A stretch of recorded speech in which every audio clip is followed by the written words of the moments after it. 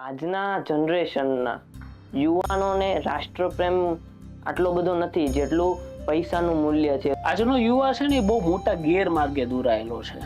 નશો, નારી અને નેટ, આ ત્રણ વસ્તુમાં વ્યસ્ત છે. હકીકતમાં યુવાનને એ ખબર નથી કે જ્યારે રાષ્ટ્રપ્રેમ ને રાષ્ટ્રભક્તિનો નશો લાગે ને તો ત્યારે દુનિયાના પછી બાકી બધા નશા ફીકા પડી જાય. હું ચેલેન્જ આપીને કહું છું કે રાષ્ટ્રપ્રેમ ને રાષ્ટ્રભક્તિથી મોટો નશો કોઈ નથી, એનાથી મોટું કોઈ ઇન્ટરનેટ નથી ને એનાથી મોટી કોઈ નારી નથી. કે ભાઈ સાહેબ મને હું પ્રેમ કરતો હતો ને હવે છોડી દીધો ને મને ધોકો આપી દીધો, મારે મરી જવું છે. મેં તો ભાઈ તને ધોકો નહીં, તને ધોકાની જરૂર છે. યુવાઓને મારે ખાસ એ કેવું છે કે આ બધી તિતલીઓ છે કે ભાઈ જે એક ફૂલ ઉપર બેસશે, રસ પૂરો થઈ જશે તો એ બીજા ફૂલ પર જતી રહેવાની છે. છૂટાછેડાના બી કેસ વધી રહ્યા છે. યુવાનો જે બોયઝ છે એ એમાં માને છે કે તું મારી નહીં તો કોઈની નહીં, અને ગર્લ્સ બાજુ જે છે જે લગ્ન થયેલી મહિલાઓ છે એમનું એવું છે કે મેં કિસી ઓર કી હું ફિલહાલ. હેલો મિત્રો, હું દેવાંગ જોડાઈ રહ્યો છું તમારા સાથે એક ધમાકેદાર પોડકાસ્ટ લઈને, એડવોકેટ મેહુલ બોગરા સર સાથે. હવે પોડકાસ્ટ શૂટ થઈ ગયા પછી મને એવું લાગે છે કે એડવોકેટથી વધારે એ સામાન્ય વ્યક્તિ છે. ઘણી મોટિવેશનલ વાતો, ઘણી ઇન્સ્પિરેશનલ વાતો, ઘણા એમના કિસ્સા જણાવ્યા. આ પોડકાસ્ટ તમારા માટે એક એક્સપિરિયન્સેબલ કહી શકીએ ને કે બહુ જ શીખવા મળશે તમને આ પોડકાસ્ટથી. ચાલો નિહાળીએ.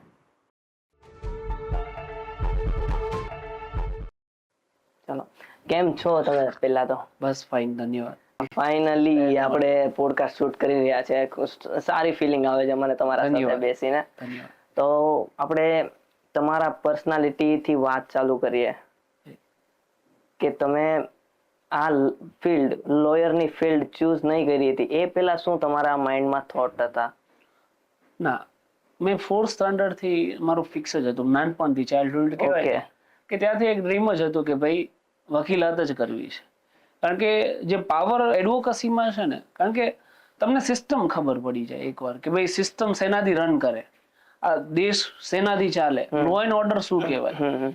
એક લો બેઝમાં જેની પાસે એજ્યુકેશન હશે ને, જે કાયદો જાણતો હશે ને, એ કોઈ પણ કચેરીમાં જઈને, એ કોઈ પણ નેતાની સામે ઉભો રહીને કોઈ પણ પ્રકારે જે બી એને પ્રશ્ન હશે ને એ આંખમાં આંખ નાખીને પૂછી શકશે, કેમ કે સિસ્ટમ જાણે છે. તો આનો જે પાવર છે ને એનાથી હું પહેલેથી ઇમ્પ્રેસ છું, નાનપણથી, ચાઇલ્ડહુડથી. તો ચાઇલ્ડહુડ નાનપણમાં જ એ ફિક્સ કરીને રાખ્યું હતું કે ભાઈ નહીં, વકીલ જ બનવું છે. ઓકે, તો આ તમારો થોટ છે બહુ સારો છે કે વકીલાત કરવી છે, કે કોઈ બી સામે લડી શકીએ આપણે. એ નોર્મલ પર્સનમાં બી હોવું જોઈએ કે નોર્મલ લોકો અત્યારે સર્વાઈવ કરે છે બધી બાબતમાં, તો આપણી શિક્ષણ પદ્ધતિમાં એ લો ભણાવતા નથી. નોર્મલ જે કોઈ બી વસ્તુ જે આપણને આગળ આવીને કામ નથી આવવાની, પણ આ વસ્તુ બહુ કામ આવે છે આપણને. જ્યારે આપણે કોઈ બી વસ્તુમાં સર્વાઈવ કરીએ, ખોટું લાગે છે, ભ્રષ્ટાચારી થાય છે, ત્યારે આપણને આ બધી ખબર પડે કે ઓકે, આ કાનૂન છે, આ બધી વસ્તુ છે, આની સામે લડી શકાય છે. તો એ તમારા મતે શું પહેલેથી આ બધું આપણી શિક્ષણ પદ્ધતિમાં કે કોઈ વસ્તુ હોવી જોઈએ? આપણે શિક્ષણ પદ્ધતિ અંગ્રેજોના સમયની ફોલો કરી છે. તે એક ફિક્સ્ડ એજ્યુકેશન સિસ્ટમ છે કે ભાઈ 1 થી 10 દરેક વ્યક્તિ એક સરખું ભણે, પછી સાયન્સ, કોમર્સ, આર્ટ્સ ભણે, પછી કોલેજ ચાલુ થાય. એક ફિક્સ એજ્યુકેશન સિસ્ટમ છે જે આપણી પર થોપી દેવામાં આવી છે. આવી એજ્યુકેશન સિસ્ટમ ક્યારે હોઈ શકે નહીં.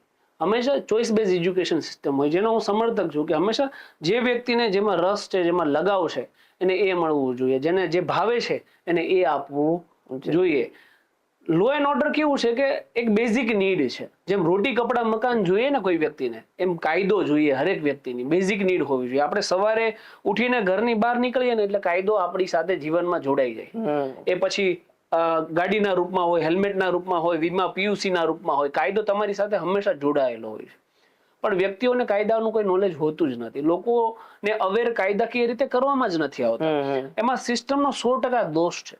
એનું કારણ એ છે યા તો સિસ્ટમને આમાંથી ફાયદો મળે છે કે લોકોને કાયદો ના શીખવીએ તો આપણી પોલમ પોલ બધી બંધ બારણે ચાલ્યા કરે. જો લોકો કાયદો જાણી જશે એકવાર, તમને રોકવા માટે સોરી, પણ કેવી રીતે સિસ્ટમને ફાયદો શું? મતલબ જો સિસ્ટમને ફાયદો થાય કરપ્શનના રૂપમાં, બ્રાઇબના રૂપમાં, લાંચ લઈ શકે. જો કાયદો જાણે છે કોઈ વ્યક્તિ, જનરલી કેસમાં, ચાલો હું રૂટીન લોકોની જ વાત કરું કે જનરલ કેસમાં શું થાય, કોઈ વ્યક્તિ છે એ ગાડી લઈને જતો હોય, એની પાસે પીયુસી નથી, ગાડી રોકવામાં આવી ને તો એને કહેવામાં આવશે પીયુસી નો 2000 રૂપિયા દંડ છે. જનરલ કિસ્સામાં થતું.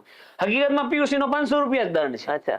તો એની પાસે 2000 નો દંડ બતાવીને 500 રૂપિયા ગજવે નાખવામાં આવે. હકીકતમાં એ 500 રૂપિયા દંડ દઈ અને એ મેમો બનાવી શકે ને, કાયદેસર છે કે એટલો જ દંડ છે પીયુષ, પણ લોકોને ખબર જ નથી કે પીયુષી નો દંડ કેટલો હોઈ શકે. તો આ એક નાનું એક્ઝામ્પલ આપું છું. હરેક વ્યક્તિને જાણી જોઈને ઇન્ટેન્શનલી કાયદાઓ સમજાવવામાં આવતા નથી. બાકી બહુ હાર્ડ કોઈ એવી વસ્તુ નથી કે લોકોને કાયદા શીખવવા. સમજી લો, હું એટલા અત્યારે નાના નાના વિડીયો પ્લેટફોર્મ પર બનાવી અને જો લોકોને એટલા લેવલ સુધી કાયદાકીય જાગૃત કરી શકતો હોય તો સરકારના હાથમાં તો બધી વસ્તુઓ છે. ઇન ફ્યુચર કદાચ કોઈ કેસ થશે, ભલે ભગવાન કરે ના થાય, વકીલની કોઈને જરૂર ના પડે, પણ ઇન કેસ થાય તો એ વ્યક્તિને કોઈ વકીલની પણ જરૂર નહીં પડે. કોર્ટમાં એ ઉભો રહીને પોતે જાતે દલીલ કરી શકશે ઇન પર્સન. જે કાયદાકીય પ્રોવિઝન છે કે તમે ઇન પર્સન કેસ લડી શકો છો. તો વ્યક્તિ કાયદો જાણતો હોય તો લડવાનો ને. એ બી બધા પ્રશ્ન આપણે મૂવી જોયા પછી આપણને ખબર પડે કે પર્સન લડી શકે છે, આવું બધું છે. અને બધાના માઇન્ડમાં શું થોટ હોય છે, નોર્મલ લોકોના માઇન્ડમાં વકીલ છે ખોટાને પણ સાચું કરી દેશે. જો કેવું હોય કે એક બેઝિક ઓબ્લિગેશન આવે વકીલ ઉપર. વકીલનું કામ એ છે કે બેસ્ટ ઓફ એબિલિટીમાં જે બી એનો અસીલ હોય ને એને બચાવવાનું કામ. આ એક અમારા પ્રોફેશનલ એથિક્સમાં આવે કે જે અમને શીખવા એક ઓબ્લિગેશન, અમારી જવાબદારી. કેમ ડોક્ટરની એક જવાબદારી, વકીલની જવાબદારી એ છે કે જે એનો અસીલ છે એનો કોર્ટમાં બચાવ મૂકે. ગુનેગાર છે જેને મર્ડર કર્યું છે એ મર્ડર સાબિત થાય જ. કોઈ પણ વકીલ કોઈ પણ એને બચાવી શકે નહીં જો એને ગુનો કર્યો છે તો.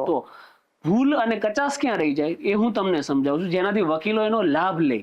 એ બચાવ હંમેશા ઇન્વેસ્ટિગેશનમાં રહે, જે પોલીસ દ્વારા કરવામાં આવે કે પુરાવા એકઠા કરવા, સાક્ષીઓ તપાસવા, નિવેદનો લેવા, એવિડન્સ કોર્ટ સમક્ષ રજૂ કરવા. આ કામ કોનું હોય? પોલીસ. કોઈની કોઈ જગ્યાએ જયારે એવિડન્સ કલેક્ટ કરવામાં કચાસ રહી જાય ને તો એનો ફાયદો વકીલો ઉપાડી અને કોર્ટમાંથી આરોપીઓને છોડાવતા હોય છે. પણ એનો મતલબ એ નથી કે વકીલો ખોટાને સાથ દેતા હોય, નહીં. જો એ વ્યક્તિ સાચો છે તો એને ન્યાય મળવાનો જ છે. વકીલ ગમે એટલો બચાવ કરી લે, એ બચવાનો ક્યારેય નથી. પણ નાના આદમી જે છે, આપણે કહીએ કે લો ફેમિલી, મિડલ ક્લાસ ફેમિલી, એ લોકો લડતા પહેલા અત્યારે ડરે છે, બહુ ડરે છે. અને જે હાઈ લેવલના લોકો છે એ લોન લે છે કે કોઈ બી કાંડ કરે છે, કોઈ બી મર્ડર થઈ ગયું હોય, એ લોકો એમ જ ટેસ્ટથી ફરે છે. આવું આપણા ઇન્ડિયામાં જ છે. મોસ્ટ પ્રોબેબલી કહી શકું કે હોઈ શકે, ઇન્ડિયામાં જ હોઈ શકે. મેં કીધું ને કે સિસ્ટમ બહુ ખરાબ છે અહીંયા. રિસન્ટ આંકડો કહું છું તમને કે છેલ્લા 4 વર્ષમાં 8,50,000 કરોડ રૂપિયાની આ ફિગર કેલ્ક્યુલેટરમાં ના સમાય એટલી લોન માફ કરવામાં આવી છે. 8,50,000 કરોડ રૂપિયા. તો અત્યારે 10,000 લોન લેવા વાળા ખેડૂત બી અત્યારે આત્મહત્યા કરી રહ્યા છે. તો હું એ જ કહું છું કે જો એટલી કરોડોની લોનો લઈને લોકો વિદેશમાં ફરાર થઈ ગયા છે, આ નાણાં મંત્રાલયનો આંકડો છે છેલ્લા 4 વર્ષનો. તો અત્યારે કોઈ એક સામાન્ય વ્યક્તિ હશે ને, એ કદાચ લોનનો હપ્તો નહીં ભરી શકે ને તો બધા ઉઘરાણી વાળા ઘરે જશે, ગાળો દેશે, ટાઈટ ઉઘરાણી કરશે, બધું થશે. કોને? સામાન્ય વ્યક્તિ જેને 5, 10 લાખ 20 લાખ રૂપિયાની લોન લીધી છે એની ઘરે એટલી ટાઈટ ઉઘરાણી થશે જાણે કરોડો ઉઠાઈને લઈને વયો ગયો. પણ જે કરોડો લઈને ભાગી ગયા છે એમનું દેવું માફ કરવામાં આવે છે. આ સિસ્ટમ હરેક જે ગરીબ અને સામાન્ય વ્યક્તિ છે ને એને નડે છે. જે પૈસા વાળા છે ને એમને તો બહુ અહીંયા એશો આરામ છે. એ લોકોને આમ હિંમત ક્યાંથી આવે છે? ઇન શોર્ટ, સામાન્ય વ્યક્તિ ડરીને જીવે છે અને એ લોકોને કઈ એમ ખુદ તો હોય ને કે એને ખુદને અંદરથી તો હોય ને કે મેં ખરાબ કર્યું છે, મેં ખોટું કર્યું છે, પણ ના, એ બી ફીલ નથી થવા દેતા. શું કામ? એનું રીઝન માત્ર એક જ હોય છે, પૈસો. કરોડો રૂપિયા ઉઠાઈ લીધા છે, સિસ્ટમ આખી રન કરે છે મનીથી, અને તકલીફ ત્યાં જ પડે છે. જો કરોડો રૂપિયા લઈને જ એ ઉઠ્યો છે, માર્કેટમાંથી નીકળ્યો છે, તો એની પાસે પૈસા છે સિસ્ટમમાં દેવા માટે, હરેક વ્યક્તિને ખરીદવા માટે. એ જાય પછી બેંકરનો લોન આપવા વાળો મેનેજર હોય, એ જાય પછી રિકવરીનો એજન્ટ હોય, એ જાય FIR થયા પછી ઇન્વેસ્ટિગેશન કરવા વાળી પોલીસ હોય. તમામ વ્યક્તિઓને ખરીદવા માટે એની પાસે પૈસા છે. હવે જે વ્યક્તિએ કરોડોના બૂચ માર્યા છે એ લાખો રૂપિયા બગાડી નાખશે એજન્સીઓને ખરીદવા માટે જે તપાસ કરી રહી છે. પણ જે વ્યક્તિએ લાખોની લોન લીધી છે એ તો બિચારો ખરીદી શકવાનો નથી. એટલે બધો માર એ સામાન્ય અને ગરીબ વર્ગ જે છે, મધ્યમ વર્ગીય લોકો છે, એમના ઉપર પડે છે. અચ્છા, ઓકે. આપણે એકદમ ગ્રાઉન્ડ લેવલ પર જઈએ હવે. તો તમે 4th સ્ટેન્ડર્ડ માંથી નક્કી કર્યું કે વકીલ બનવું છે, પણ આ ફિલ્ડ જે તમે હમણાં સોશિયલ મીડિયા થ્રુ કે તમે વિડીયો વાયરલ થયા તમારા, આ તમે થોટ ક્યારથી માઇન્ડમાં આવ્યો કે એક પોઈન્ટ હોય ને કે આ કરવું છે, વકીલ મારું બી સપનું હતું કે આ હું MBA ક્લિયર કરું, આ તે એ થઈ ગયું, પણ આ પોડકાસ્ટ મેં શરૂ કર્યું એ કઈ અલગ થઈ ગયું, એક આખો વે અલગ થઈ ગયો. તો એવું તમે બી એ જ ટાઈપ કહેવાય ને કે વકીલ, ઓકે 4th સ્ટેન્ડર્ડ માંથી નક્કી કર્યું કે વકીલ છો, પણ આ વે તમારો ક્યારથી સ્ટાર્ટ થયો? હું સમજી ગયો. તમે એવું કહેવા માંગો છો કે સિસ્ટમ સામે લડવાનું ચાલુ કર્યું. સી 12th મારું કમ્પ્લીટ થયું ને, તો આપણે બધા મધ્યમ વર્ગીય પરિવારના બાળકો છીએ. તો હું સરકારી કચેરીઓમાં જતો. તો સરકારી કચેરીઓમાં જઈએ ને તો એક જનરલ બેઝ સિનારીઓ છે અત્યારે કે પેલા તો ત્યાં કોઈ સાહેબ હાજર હોય નહીં, કદાચ સાહેબ હાજર હોય તો વ્યક્તિનું કામ થાય નહીં, કામ શું કરવા ના થાય, મલાઈની વાટ જોઈને બેઠા હોય કે કોઈ ફિક્સ એક મલાઈ અથવા કોઈ એક ફિક્સ કોઈ એક વસ્તુ મળે તો પછી આગળ પ્રોસેસ થાય. તમારા ડોક્યુમેન્ટ કમ્પ્લીટ હશે, તમામ વસ્તુઓ કમ્પ્લીટ હશે ને તો તમારું કામ આગળ વધશે નહીં. કેમ કે બ્રાઇબ મલાઈના વાટે બેઠા હોય છે. તો આ બધી વસ્તુઓ મેં જોઈ કે ખાલી ખોટો ભ્રષ્ટાચાર કરવા માટે સામાન્ય વ્યક્તિને ધક્કા ઉપર ધક્કા કચેરીઓમાં ખવડાવવામાં આવે. તો એ વસ્તુઓ જયારે જોઈને ત્યારે અંદરથી મને પેઇન થયું કે આ સિસ્ટમ આવી ના હોવી જોઈએ, સિસ્ટમમાં ચેન્જ લાવવો પડશે. અને જનરલી આપણે જયારે સિસ્ટમ ચેન્જ ની વાત કરીએ ને ત્યારે હરેક વ્યક્તિ ત્યાં હારી જાય કે આટલી મોટી ભ્રષ્ટ સિસ્ટમની સામે કોણ લડવાનું છે. પણ મેં એવું વિચાર્યું કે નહીં, ચલો આપણાથી શરૂઆત તો કરીએ. આપણી સાથે કોઈક જોડાશે, સત્ય સાથે હશે, બેમાનો સામે લડતા હશો અને ઈમાનદારીથી લડતા હશો ને તો ઈમાનદાર લોકોની ફોજ એકઠા તો થશે જ. તો ત્યારથી એ ડિસાઈડ કર્યું કે નહીં, આમને છોડવાના નથી. જે વ્યક્તિ કોઈ ગરીબ અને સામાન્ય વ્યક્તિનું શોષણ કરે છે ને એમને કોઈને છોડવાના નથી. અને ત્યારથી મારો સિનારીઓ ચાલુ થયો સિસ્ટમ સામે ફાઇટ આપવાનો. ઓકે, તમે એવું માનો છો કે નેગેટિવિટી જલ્દી ફેલાય, પોઝિટિવિટીને થોડો ટાઈમ લાગે? શું કામ કહું છું એનું રીઝન છે, સિસ્ટમને તમે એવું લડવા માટે કામ કરો છો, બહુ સારી વાત છે, પણ સિસ્ટમમાં અમુક લોકો છે જે ઈમાનદાર છે પણ એના ઉપર નેગેટિવિટી હાવી થઈ જાય છે ઘણી વાર. હરેક વ્યક્તિ, જો પોલીસ કર્મચારી હોય, IAS ઓફિસર હોય, કોઈ પણ તમે લઈ લો પબ્લિક સર્વન્ટ, એ આપણા સામાન્ય જનતામાંથી જ નીકળ્યો છે. ઓકે, સમજી લો એ માણસ જ છે, પણ એ જયારે સિસ્ટમમાં જાય ને ત્યારે ભ્રષ્ટ થઈ જાય. કોઈ પણ જયારે યુવા છે ને UPSC GPSC ની તૈયારી કરતો હશે ને પૂછજો, એમ જ કે મારે દેશની રાષ્ટ્રની સેવા કરવી. કોઈ એવું નહીં કે મારે ભ્રષ્ટાચાર કરે. પણ એ જયારે સિસ્ટમમાં જાય ને એટલે ધીમે ધીમે સિસ્ટમનો ભાગ બની જાય. એનામાં ઈમાનદારી ની જે વેવ હોય એ નીકળી જાય. એ સિસ્ટમના ભાગ બની અને એ ખુદ ભ્રષ્ટાચારમાં જોડાઈ ગયો હોય. તો તકલીફ ત્યાં જ પડે છે કે વ્યક્તિ છે આ બગડેલી કેરીઓ છે ને એમાં કોઈક સારી કેરીઓ જાય છે ને તો એ પણ બગડી જાય છે. એટલે આ જે બગડવાનું છે ને એ જ આપણે અટકાવ, સડો જે છે ને એ જ અટકાવવાનું છે. અને ઈમાનદાર છે એવું નથી. ઈમાનદાર ના હોત તો અત્યારે લડાઈ હું પણ આપી શકતો ના હોત. કારણ કે સિસ્ટમમાં જે સડો છે એ માહિતી મને ક્યાંથી મળે છે? થોડા ઘણા જે ઈમાનદાર બચ્યા છે ને એ જ મને ત્યાંથી માહિતી લઈને અહીંયા પહોંચાડે છે કે અહીંયા ભ્રષ્ટાચાર ચાલે છે, સાહેબ અહીંયા બેઈમાની ચાલે, તમે આનું કંઈક કરો. એ મારી સુધી પહોંચે પછી હું એમાં મારો વ્યૂ રચના તૈયાર કરું ને પછી ત્યાં આપણે ફાઇટ આપીએ અને પછી એ વસ્તુ બંધ કરાવીએ. તો ઈમાનદારી છે પણ એવું છે કે બેઈમાની બહુ વધારે પડતી છે. અત્યારે હમણાં જ રિસેન્ટ મુદ્દો હતો આપણે જે કાર એક્સિડન્ટ પેલો તથ્ય પટેલ, એના વિશે વાત કરીએ તો એમાં બી એ કેસમાં બી એવું થયું છે કે સામાન્ય વ્યક્તિ લડી નથી શકતા અને જે ઉપર જે છે, જે હાઈ લેવલના માણસો છે એ ખુલ્લેઆમ ફરે છે, એવું થયું છે. અને એના પછી એક્ઝેક્ટ થોડા ટાઈમ પછી સાળંગપુરનો મુદ્દો આવ્યો.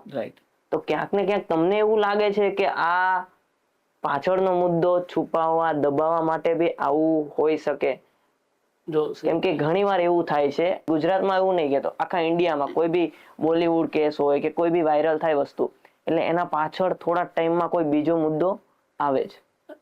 એ વાસ્તવિકતા છે કે ભાઈ કોઈક નાની વસ્તુઓ હોય એને દબાઈ દેવી હોય ને તો કંઈક મોટી લેવલની વસ્તુ આવી જાય ઓટોમેટિકલી. એટલે જે નાના પોઈન્ટ છે, જે છે ભાવ વધારો છે, ગરીબી છે, ભૂખમરો છે, હજી ઘણા લોકો છે આપણી સરાઉન્ડિંગમાં, જેટલા તમે ઘરેથી નીકળો તો ઓછામાં ઓછા 100 લોકો તમે એવા જોતા હશો જેને રાતે 3 ટાઈમ, આખા દિવસમાં 3 ટાઈમ જમવાનું ના મળે, રાતે એને ભૂખ્યા સૂવું પડે.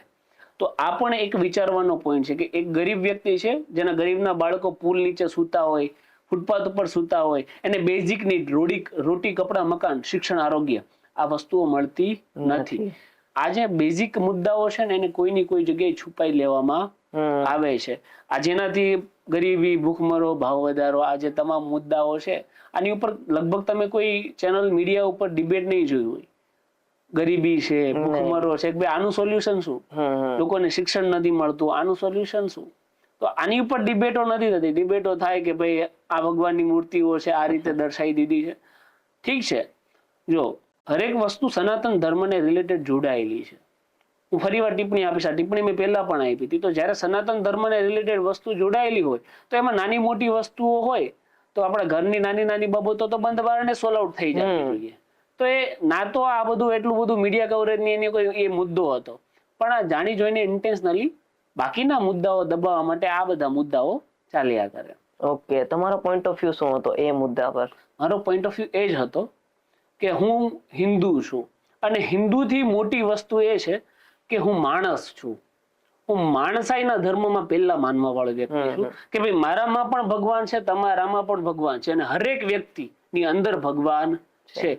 મૂર્તિ એ આપણા આસ્થાનું કેન્દ્ર છે કે ભાઈ આપણે એક મૂર્તિ બનાવી છે એમને ભગવાન માનીએ છીએ ને એમની પૂજા કરીએ છીએ, પણ હકીકતમાં તો માણસની અંદર જ ભગવાન છે ને.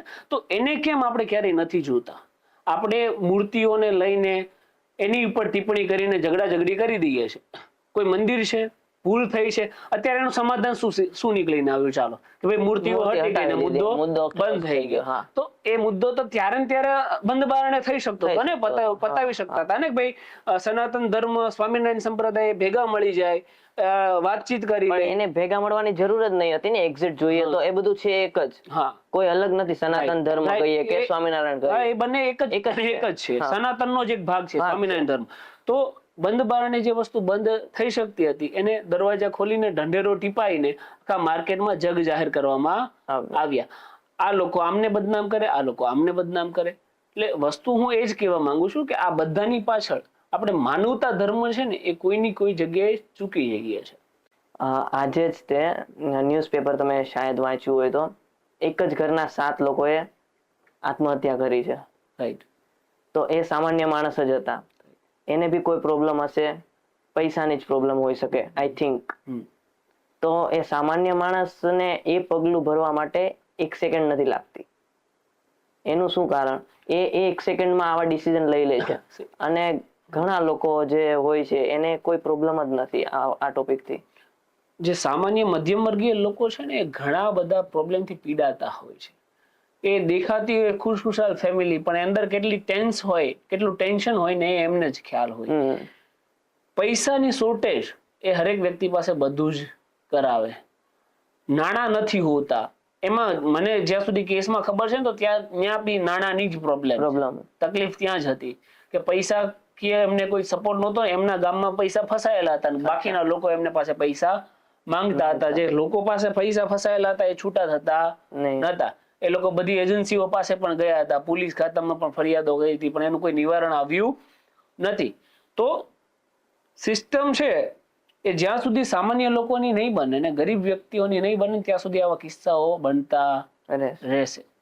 મેં ત્યાર પહેલા પણ કીધું ને કે ગરીબ વ્યક્તિ 10-20 લાખ રૂપિયાની લોન બૂચ મારી દે અથવા ના ભરી શકે તો એમના ઘરે ઉઘરાણી વાળા જઈને ગાળી ગલોચે કરશે, તમામ ધમપછાડા કરશે. તો સિસ્ટમને પેલા ગરીબ અને મધ્યમ વર્ગીય લોકોનું થવું પડશે. અત્યારે સિસ્ટમ છે ને પૈસા વાળાની છે. હા, પૈસા તમારી પાસે છે તો તમારી પાસે બધું. એટલે સિસ્ટમ ગરીબની થશે ને ત્યારે આવા કિસ્સાઓ નહીં જોવા મળે આપણને. એ નાબૂદ કરવા માટે આપણે શું પગલા લેવા જોઈએ? નાબૂદ ના થઈ શકે તો શું એ ઘટાડો થઈ શકે? અત્યારે નૈતિક મૂલ્યો છે ને લોકોના એ ડાઉન થઈ ગયા છે. એ નૈતિક મૂલ્યો અને મોરલ અપ લાવવાની જરૂર છે. સિસ્ટમ છે ને એમાં એવા નૈતિકતા વાળા લોકોને જવાની જરૂર છે. આ હરેક વસ્તુનું સોલ્યુશન આ જ છે. અને એ ક્યારે જશે? લોકો એટલા એક્ટિવ અને જાગૃત અને અવેર હશે ને ત્યારે. લોકો અવેર હશે, લોકો જાગૃત હશે તો સિસ્ટમમાં નૈતિક મૂલ્યો વાળા લોકો જાશે. અત્યારે છે નહીં. જ્યારે સિસ્ટમમાં નૈતિક મૂલ્યો વાળા લોકો જશે, યુવા લોકો જશે, શિક્ષિત લોકો જશે, ક્વોલિફાઈડ લોકો જશે તો પછી આ ચેન્જ આવશે. યુવા લોકો તમે કહ્યું તો એ ઉપરથી જ એક તમને ટિપ્પણી કરવા માંગુ છું કે આજના જનરેશનના યુવાનોને રાષ્ટ્રપ્રેમ આટલો બધો નથી જેટલું પૈસાનું મૂલ્ય છે, રૂપિયાનું મૂલ્ય છે. એ લોકો રૂપિયા જ્યાં વધારે ભાડે ત્યાં રાષ્ટ્ર પ્રેમ ભૂલી જાય છે, કોઈ બી વસ્તુ ભૂલી જાય છે. આજનો યુવા છે ને એ બહુ મોટા ગેરમાર્ગે દોરાયેલો છે. આજનો યુવાન મુખ્યત્વે નાણાં તો ઠીક છે, સાથે સાથે નશો, નારી અને નેટ, આ 3 વસ્તુઓમાં વ્યસ્ત છે. નશો, દારૂ, ડ્રગ્સ, આ બધા નશાઓમાં વ્યસ્ત છે યુવાન. હકીકતમાં યુવાનને એ ખબર નથી કે જ્યારે રાષ્ટ્રપ્રેમ ને રાષ્ટ્રભક્તિનો નશો લાગે ને તો ત્યારે દુનિયાના પછી બાકી બધા નશા ફીકા પડી જાય. રાષ્ટ્રપ્રેમનો નશો આજનો યુવાન ક્યારેય કરતો નથી.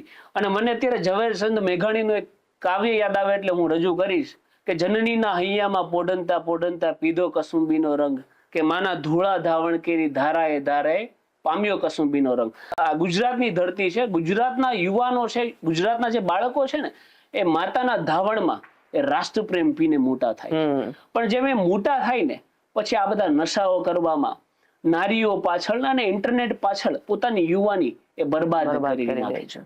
ઇન્ટરનેટમાં પણ તમે જુઓ આજનો યુવાન નેટમાં શું જોશે, લાઈવ ઉપર ગાળાગાળી ચાલતી હશે ને, મેં ઘણી વાર વધારે જોશે. નેટ ઉપર ગાળાગાળી ચાલતી હોય એમાં 10-10, 15-15 હજાર લોકો લાઈવ જોતા હોય છે. અને તમે ઇન્સ્ટાગ્રામ ઉપર રીલો સ્ક્રોલ કરી કરીને 24 કલાકની 4-4 કલાક એમાં તમે વેસ્ટ કરી નાખો. હું એની ના નથી પાડતો, પણ એમાં તમે કઈ ક્રિએટિવ કરો છો નહીં.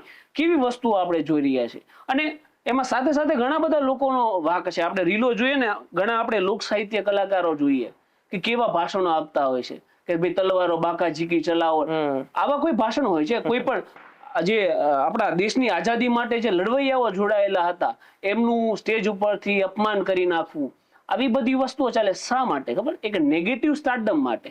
પાછા આના લોકો સ્ટેજ ઉપર ગમે તે બોલી, સ્ટેજમાંથી નીચે ઉતરી અને માફી માંગે છે. એટલે એક વિક્ટિમ કાર્ડ રમી લેશે. પેલા કેવું હતું, આપણને આપણા સૌરાષ્ટ્રની એક વાત કહું છું કે ભાઈ જેસલ જાડેજાને સંત બનાવે ને બારવટિયાને, એ તોરલ હતા, સતી હતા. અત્યારે આ સ્ટેજ ઉપર બેસેલા બારવટિયા યુવાનને બનાવવા માંગતા હોય ને આપણને ક્યારેક એવું લાગે. તો આ નેટમાં આપણે કોને જોવા ને એ પણ એક યુવાનોને વિચારવાની વસ્તુ છે કે આવા લોકોને આપણે જોવા જે લોકો સ્ટેજ ઉપર ગમે તે બફાટ મારીને પછી નીચે આવીને માફીઓ માંગે. આનાથી કોઈ ચેન્જ ના આવે. આનાથી તમારો સમયની બરબાદી છે. આનાથી યુવા ધન છે એ બારવટિયા બની રહ્યું છે આ બધી વસ્તુઓથી.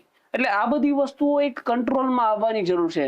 અને વિડીયો કોલિંગ, ચેટિંગ કરવી ઇન્સ્ટાગ્રામ પર હું ના નથી પાડતો, it's a part of life. પણ માત્ર એ જ કરવું એવું શક્ય નથી. નારી પાછળ પડ્યા રહેવું, ચેટિંગ કરવી, વિડીયો કોલ કરવા, યુવાઓને મારે ખાસ એ કેવું છે કે આ બધી તિતલીઓ છે કે ભાઈ જે ફૂલ ઉપર બેસશે, રસ પૂરો થઈ જશે તો એ બીજા ફૂલ પર જતી રહેવાની છે. તમે તમારે રાષ્ટ્ર માટે શું કરવું છે? મને ઘણી વાર આવા ફોન આવતા છે યુવાઓના કે ભાઈ સાહેબ મને હું પ્રેમ કરતો હતો ને હવે છોડી દીધો, મને ધોકો આપી દીધો, મારે મરી જવું છે. મેં તો ભાઈ તને ધોકો નહીં, તને ધોકાની જરૂર છે. આ વાસ્તવિકતા છે. કેમ કે હું એક વીર પુરુષની વાત કરીશ કે જયારે 19 વર્ષની ઉંમરે વીર ભગતસિંહને એના માતાએ કીધું ને કે બેટા તારા લગ્ન કરાવવા છે, તો વીર ભગતસિંહ ચિઠ્ઠી લખીને જતા રહ્યા કે આ દેશમાં અત્યારે મારી જો કોઈ વહુ બનશે ને તો આ દેશની આઝાદી બનશે, અને આઝાદી સિવાય મારી કોઈ વહુ નહીં બને, એમ કહીને ઘર છોડીને જતા રહ્યા. 23 વર્ષની ઉંમરે એ વીર પુરુષ આપણી માટે, આપણે આઝાદ ભારતમાં શ્વાસ લઈ શકીએ ને એટલે ફાંસી પર ચડી ગયા. તો એને યુવાની કહેવાય, રાષ્ટ્ર પ્રેમ માટે જે કામ આવી. અને અત્યારે આપણે આવા નિભા નિભી વેડા કરવાના કે ભાઈ અમે મરી જઈશું, તો યુવાની શું કામની છે? તો યુવાનો બહુ ગેરમાર્ગે દોરાયેલા છે. આ નશો, નારી અને નેટ, આ 3 વસ્તુઓમાંથી બહાર અત્યંત અનિવાર્ય છે કે બહાર આવો અને રાષ્ટ્રપ્રેમ માટે તમે કામ કરો. હું ચેલેન્જ આપીને કહું છું કે રાષ્ટ્રપ્રેમ ને રાષ્ટ્રભક્તિથી મોટો નશો કોઈ નથી, એનાથી મોટું કોઈ ઇન્ટરનેટ નથી, ને એનાથી મોટી કોઈ નારી નથી. 100% આઝાદીની વાત તમે કરી એ ટાઈમ પર તો 1947 માં જ આપણે આઝાદ થઈ ગયા. અત્યારના ટાઈમમાં શું તમને લાગે છે કે આપણે 100% આઝાદ છીએ? 100% નહીં, હું 50% માં અસહમત છું. અચ્છા, આપણે આઝાદ નથી. આઝાદ ત્યારે કહેવાશે કે આ દેશ રૂલ ઓફ લો થી ચાલે, એને આઝાદ દેશ કહેવાય. રૂલ ઓફ લો એટલે શું? Law is a king of kings. કાયદો રાજાઓનો પણ રાજા છે. જ્યારે આ દેશમાં એક ગરીબ વ્યક્તિને જે કાયદો લાગે ને, આ દેશના પીએમ ને પણ કાયદો લાગે ને, ત્યારે કહેવાય કે આપણે આઝાદ ભારતમાં જીવી રહ્યા છે. અત્યારે બધા કાયદાઓ છે એ સામાન્ય અને ગરીબ વ્યક્તિને લાગશે, કોઈ એમએલએ ના છોકરાને લાગશે નહીં લાગે. એન્ફોર્સમેન્ટ એજન્સીમાં જે પોલીસ જોડાયેલી છે, જે કાયદાઓનું પાલન કરાવે છે, એમને કાયદો લાગશે, એ ખુદ કાયદાઓનું ઉલ્લંઘન કરતા હોય છે. ઘણા મારા તમે વિડીયો જોયા છે ને, એટલા માટે જ હોય છે કે અમે આઝાદ ભારતમાં રહીએ છીએ. જે કાયદાઓ અમારી પાસે પાલન કરાવો છો ને, સર્વપ્રથમ તમે કાયદા પાલન કરો, પછી અમારી પાસે કરાવડાવો. અત્યારે 3 કરોડથી પણ વધારે કેસ પેન્ડિંગ છે ઇન્ડિયામાં, 3 કરોડથી પણ વધારે, અને એના સામે જજ 21,000 સમથિંગ છે. તો એમ માની લઈએ કે એક જજે 1 લાખ કેસ છે. અને પેલો ડાયલોગ આવે છે કે તારીખ પે તારીખ, તારીખ પે તારીખ, એ રિયાલિટી ઇન્ડિયાની છે. તો એના માટે શું આ વસ્તુ સામાન્ય માટે જ તે 3 કરોડ છે કે બધા જ માટે કેસ પેન્ડિંગ છે જ? એમાં બહુ બધા ફેક્ટર છે, એ આપણે કન્સિડર કરી શકીએ. પહેલા તો ખાલી જજ નહીં, હરેક પબ્લિક એજન્સી જેટલી પણ છે ને, એ પછી પોલીસ હોય, જ્યુડિશિયરી હોય, તમામ જગ્યાઓએ કામનું લોડિંગ છે. સુરતમાં 45 લાખની વસ્તી છે એપ્રોક્સ, એમાં જે પોલીસ દળ છે એ 6,000 છે. તો બર્ડન ઓફ વર્ક કેટલું આવશે કોઈ પણ વ્યક્તિ ઉપર? બહુ જાજુ. તમે અત્યારે કૂટ સંકુલમાં જશો, બોર્ડ ઉપર કેસ જેને કહેવાય કે લિસ્ટ હોય કે એક દિવસે એક જજને કેટલા કેસ હેન્ડલ કરવાના, તો 1 ડેમાં એક જજની ઉપર એપ્રોક્સ 100 થી 150 કેસ બોર્ડ ઉપર હોય છે.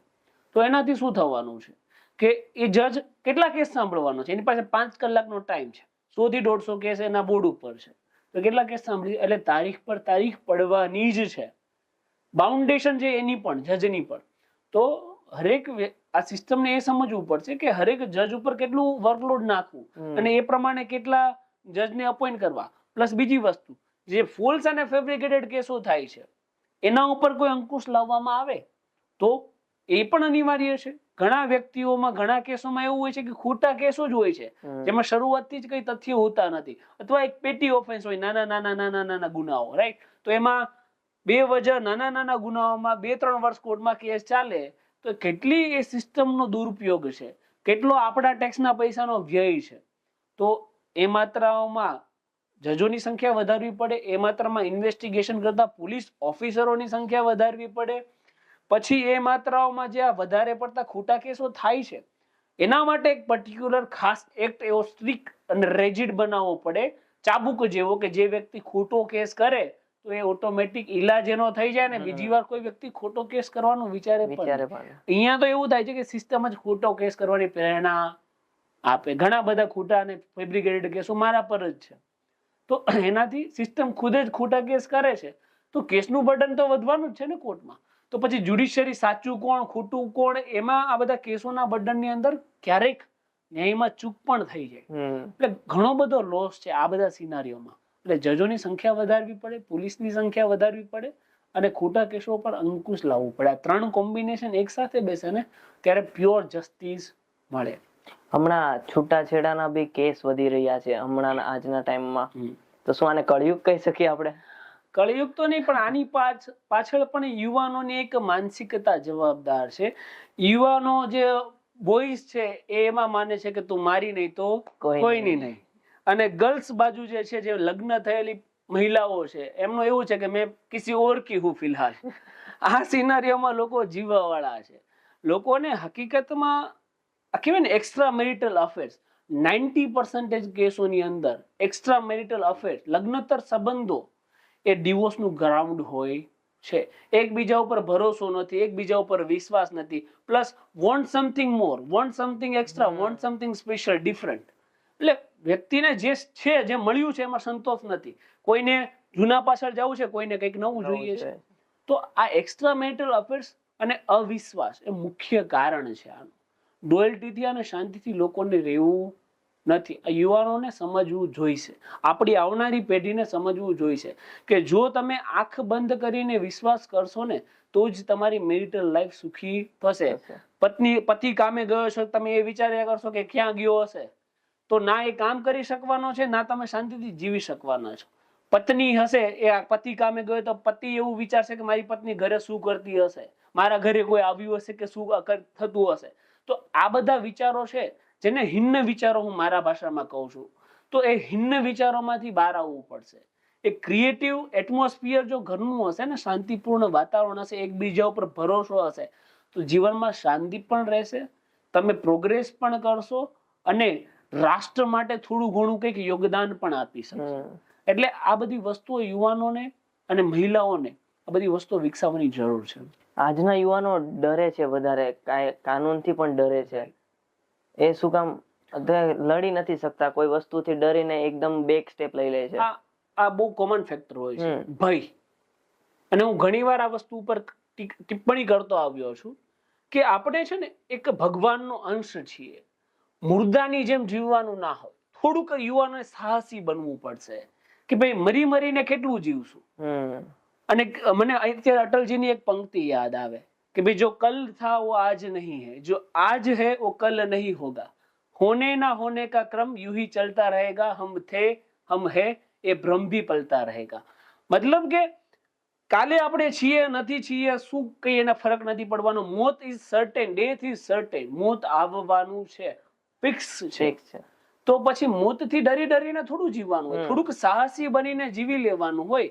ભયભીત શેના માટે રહેવાનું? હરેક જગ્યાએ આ કોમન ક્વેશ્ચન મને પૂછવામાં આવતો હોય છે કે સાહેબ અમે અવાજ ઉઠાવશું તો અમને પોલીસ સ્ટેશન લઈ જશે, અમને મારશે, અમને ડરાવશે, અમને ધમકાવશે. મારો નેક્સ્ટ ક્વેશ્ચન એ જ હોય કે પછી શું?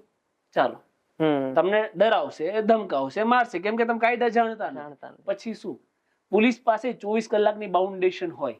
24 કલાક પછી એને જજ સામે રજૂ કરવા પડે. જજ પેલો પ્રશ્ન પૂછે કે તમને પોલીસ સામે કઈ ફરિયાદ છે?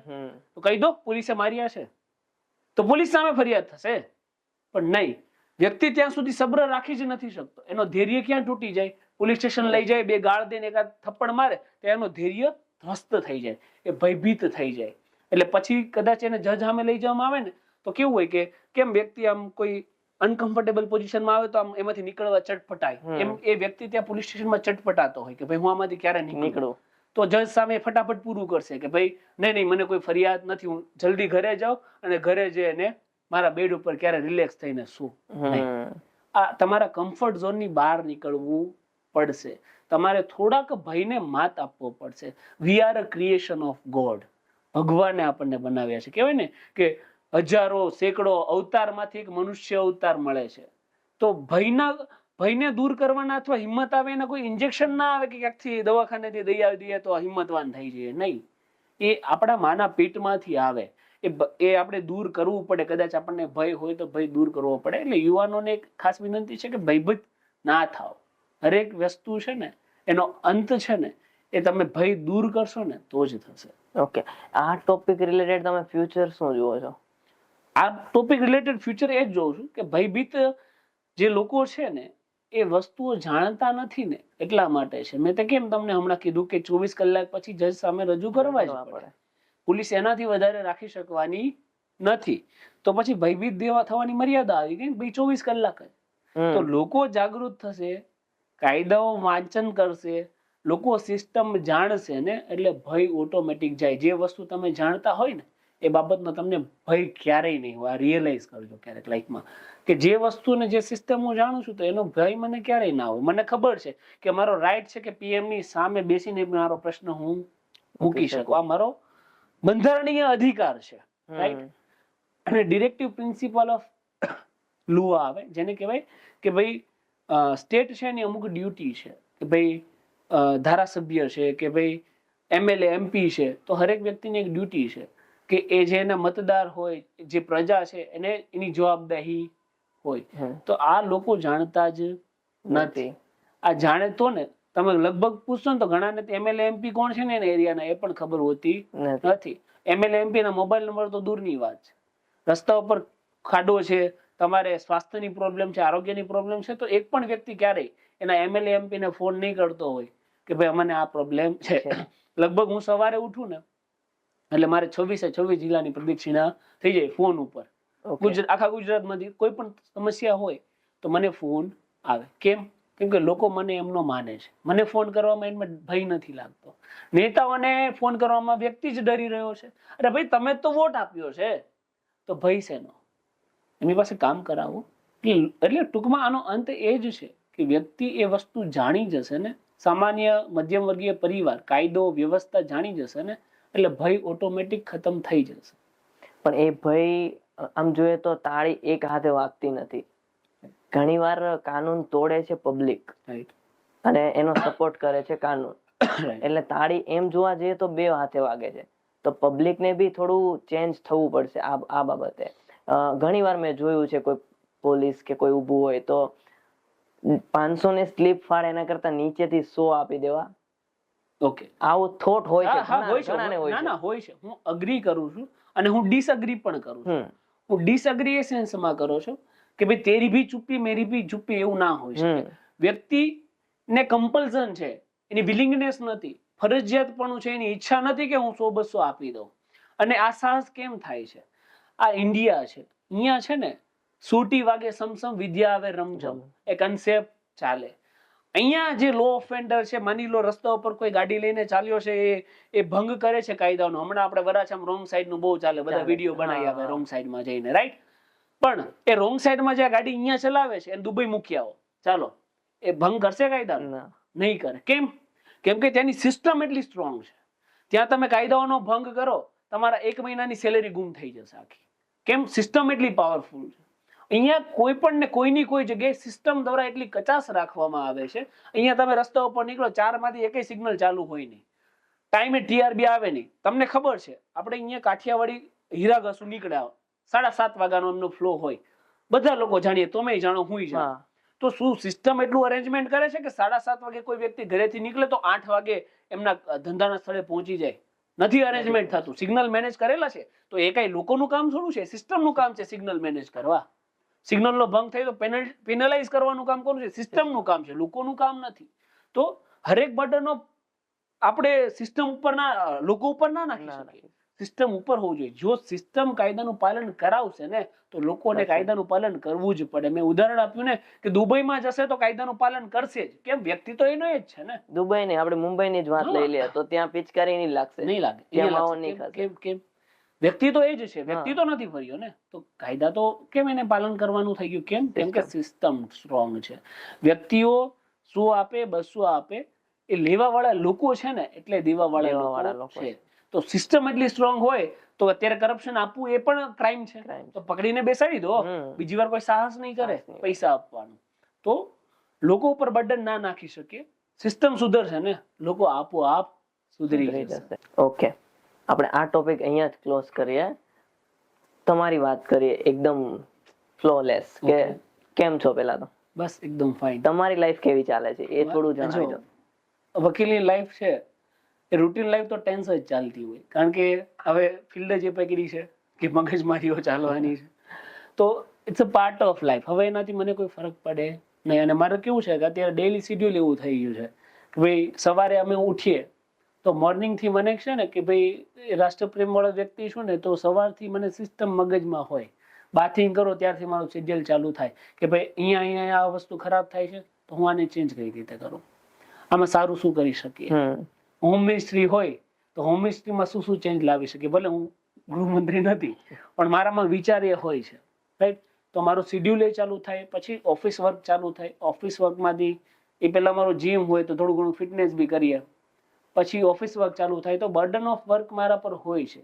પછી કારણ કે વકીલ છું તો મારી એક કોર્ટ પ્રત્યે પણ નૈતિક જવાબદારી છે, લોકોના કેસ પણ લડવાના છે, લોકોને ન્યાય પણ અપાવવાના છે, પ્લસ સોશિયલ વર્ક પણ કરવાનું છે. તો બર્ડન ઓફ વર્ક હોય છે, પણ એનાથી મને મોટિવેશન મળે, એનાથી હું ક્યારે હતાશ થતો નથી, કારણ કે it's a part of life. હવે મારી લાઈફમાં એવું છે.